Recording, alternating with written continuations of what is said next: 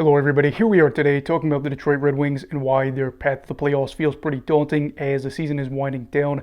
But before we get started with that, please make sure to subscribe if you're new to me or hockey, whatever the case may be. Being said, let's get on into it. So last season the Red Wings ended up having a 91-point campaign, which was good, and this year theoretically it could be better, but it would likely take the Wings winning out over their final 11 games to make that happen. And that's probably what they're going to need to do in order to make it playoffs for this season.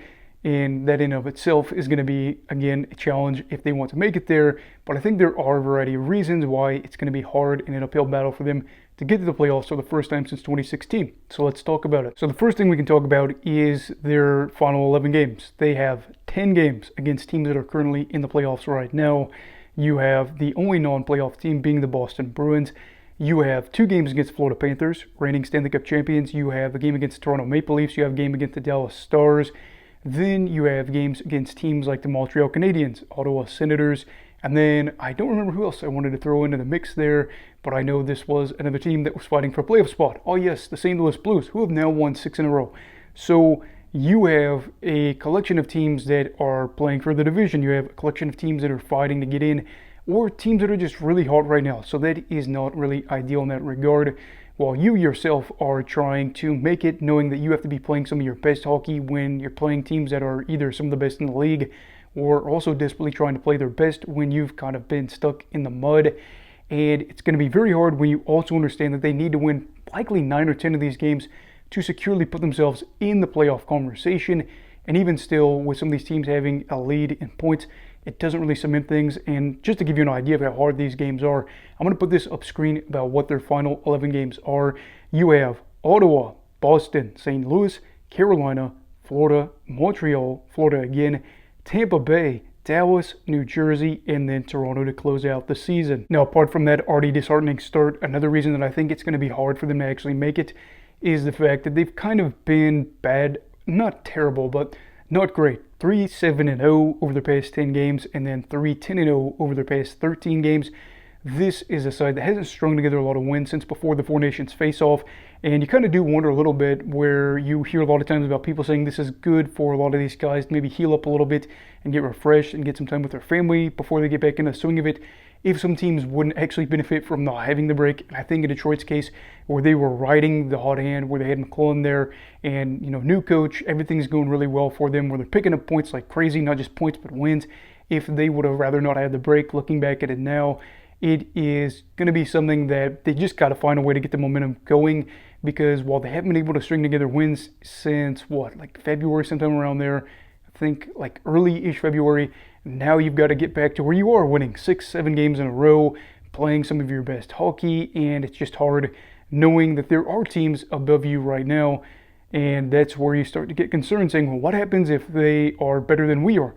You can't really watch the standings too much. You have to focus on all the games that are in front of you and pick up every single possible point. And then I have a couple of arguments that kind of got thrown together. The standard, you never know how these teams are going to do in front of you.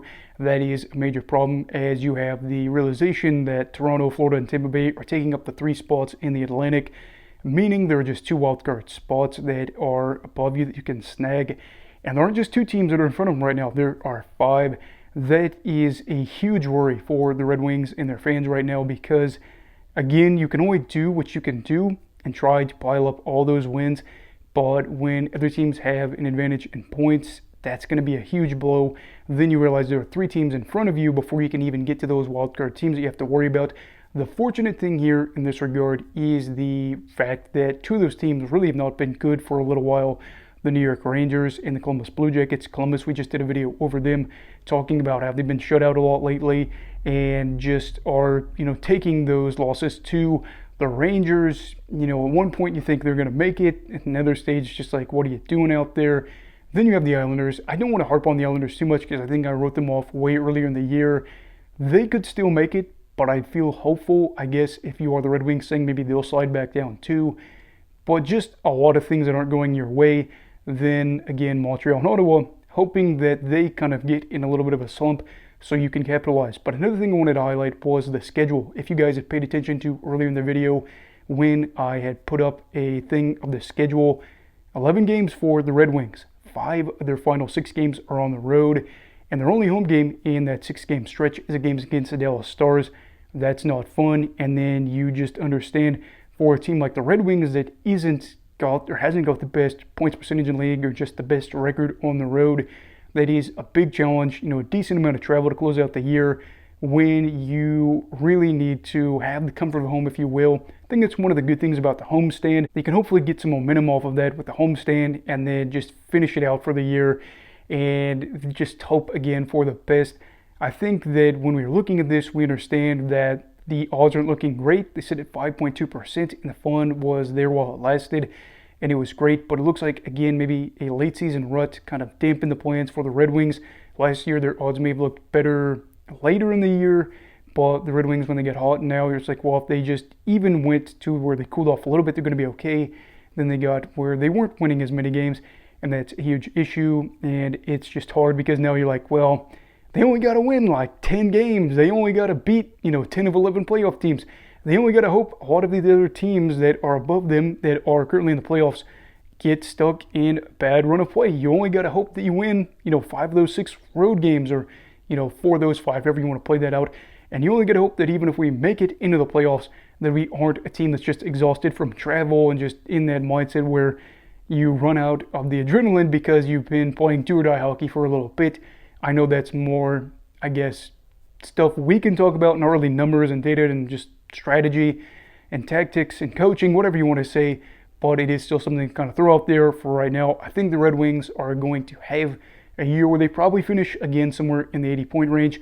Not a good year in the sense of getting the playoffs when you're hopeful. And I think the biggest part with the Red Wings that's very challenging is they do have players that are NHL caliber, obviously, that are good players, but it's more so of we've been waiting for a while. Some of these guys are getting games, and even though while there are younger guys that are getting more experience now that are still not, in that spot where they're playing 200 games or whatever in the league, it's just hard waiting a whole other year to see if you can even make the playoffs.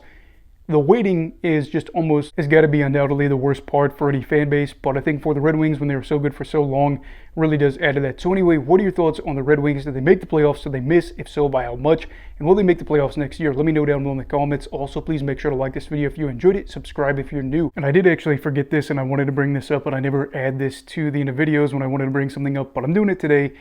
We got to talk about the Red Wings and how they had a hard remaining strength of schedule a while ago. I mean, this was when they had something like 20 games. Could have been a little bit longer, shorter. I don't know. I don't have a team of little minions running around that can do whatever I say and say find that clip.